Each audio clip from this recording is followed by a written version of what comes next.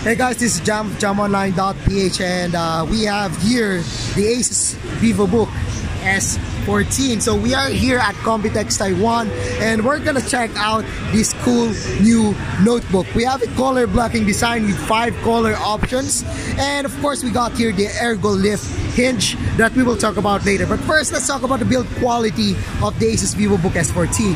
So as you can see, we got here a plastic build, a decent touchpad. It's not that big, it's not that small, just a decent touchpad. However, I do feel that there's still a soft spot, I mean a little bit of flex, but not really to the point that it's unusable and annoying. So it's just a fine touchpad for me. So we also got here a chiclet type keyboard. We have a rounded keycaps. Not that bad. I mean, you can still type on it. However, I do feel that it's a little bit smaller compared to what I expected. And here's the best part of the ASUS Vivobook. We now have a nano edge display. So this one is a 14-inch full HD matte display, and as you can see, the bezel of the notebook is really thin.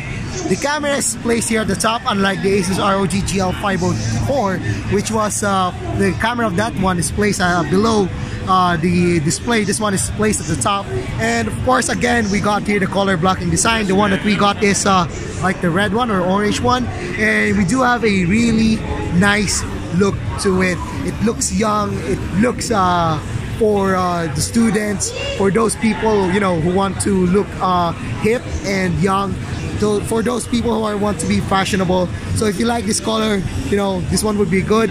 This one's also available in different colors, including yellow. Yes, there's yellow.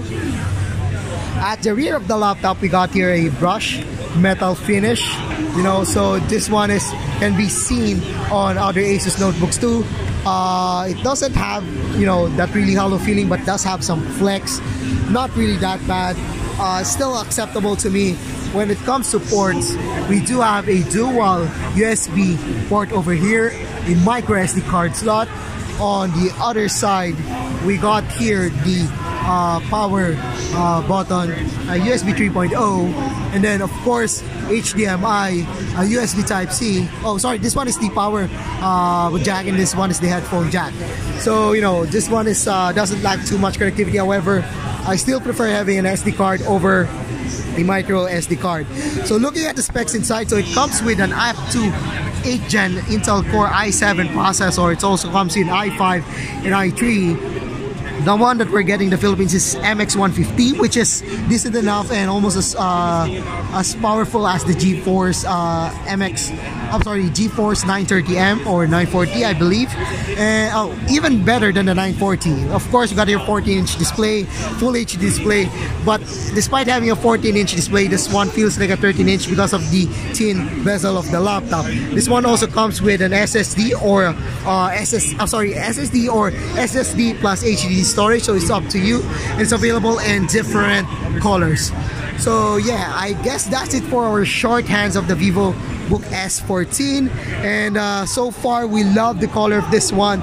We love the ergo lift hinge of this one because it gives more airflow to the laptop, and also a better typing experience because of the elevated and raised keyboard. So once again, this is the Vivobook S14. So if you like this video, don't forget to give it a thumbs up, and if you haven't subscribed to my channel yet, well, now's the time to subscribe. So once again, I am jamonline.ph, and thanks for watching your hands-on of the Vivobook S14.